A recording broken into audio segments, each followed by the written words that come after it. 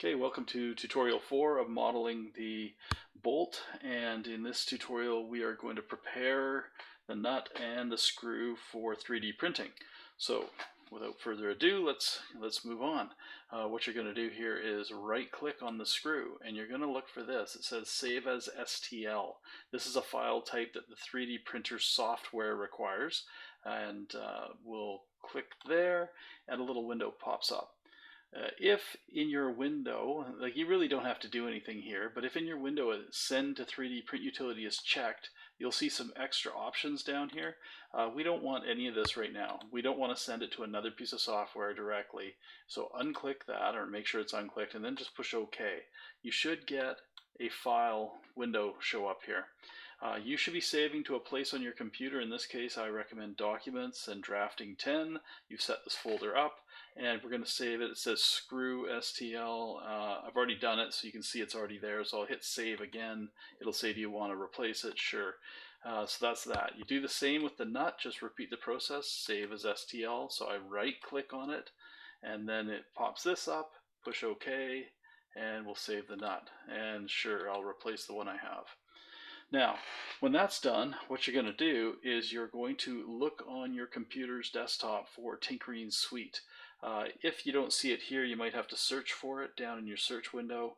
That should be enough to get you there. And when you do, you should find this piece of software. Start it up, and this is what it looks like. This is the build theater for our 3D printers, or the representation of that build theater and how much volume this can hold. And what we're going to do is we're going to file, import a model. That's the STL file we're looking for, so we're going to import it. And we're going to go find it. It's under Documents, it's under Drafting 10, and there it is. So let's bring in this screw. There it is. Whoa, wait a minute. If I zoom out, I mean, it's there, but how does it look in relation to the build theater? It looks minuscule, well, super small. So we're going to zoom in and wonder why. Why is it so small? Oh, let me try and get it on the screen even. It's very small. It's for this reason. I'll show you.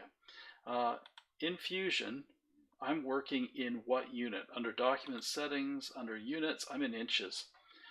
The software we use for the 3D printers expects metric. If you bring it in, it's going to treat my 2-inch or whatever size cap screw I've got here as 2 millimeters. And that's what I'm seeing. So what I have to do before I export is just change this to millimeters and push OK. And now I'll export them. Right click, save as STL. I'll just do the one. And we'll just push OK. And it's the screw, so we'll hit save. And yes, we can replace it. I'll jump back to Tinkerine, and I'll leave this one here just for fun. And I will file, import that file now. And look, it looks right. You know, this is about the size the screw should be inside our 3D printer. So what do I do with the old one? Let me slide this one out of the way. I'm going to pick it if I can and delete it. Delete on the keyboard. There we go. So bring it back out. Okay, 3D printing. You have to imagine how a 3D printer works. It's a hot glue gun pointed straight down at this build plate, they call it. And in this position, if the hot glue gun tried to build this, you would see there'd be all sorts of trouble in that the hot glue gun pointed down would start dripping all over here. So positioning matters in a 3D printer. So what we're going to do is we're going to position this by grabbing these hoops, and I'm going to rotate it 90 degrees. So I'm hoping for 90, like right there, and letting it go. And there it is, sitting at 90 degrees now. This is a better orientation for the type of construction a 3D printer does. It works from the bottom and works its way up, building layer by layer, pointing basically a hot glue gun at the surface. And you have to have either supports built up for overhangs, or you position it in such a way that there's no overhangs. So for our screw here, there won't be any overhangs. If it sits like this, it can build just fine. You're like, well, what about these? Well, it will build them up on itself, layer by layer, so these will support just fine, all by themselves as they move up the threads. Okay, let's change to advanced and show advanced settings and look at our settings. These are all the settings you have to step through before you slice or cut your model into a bunch of slices for the 3D printer to follow, because it's going to build one slice at a time. Okay, first one is resolution. Medium resolution should be fine for this bolt. This is the number of layers or slices it will make, and the more slices or the more layers, the higher quality the print, the less serrations on the edge of the print. So you can head up to ultra or high. These just take more time. It says that's 0.1 millimeters per layer. This is 0.05 millimeters per layer, and we're going to stick here, 0.2.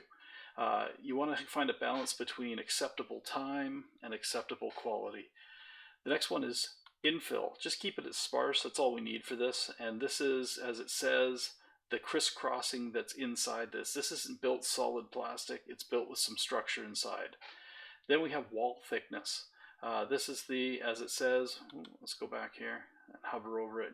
Let's see if I can hover over it there. Adjust the shell thickness of the model. In other words, it's hollow inside, but it does have walls on the outside. So this is the thickness of those, and you can set them however millimeters you want thick. Supports, we don't need them, as I talked about. These are what we would add if we had overhangs, and it would build up some temporary plastic to allow it to build something that's overhanging, and then we would tear that plastic off after. Filaments we use in the class are 1.75 millimeters in diameter. This speed should be fine. You can jack the speed up, but you run the risk of failure and the quality goes down. So 220 degrees Celsius, well, it's a bit hot. 215 is plenty. 210 to 215 for the type of filament we're printing with. And then you hit slice.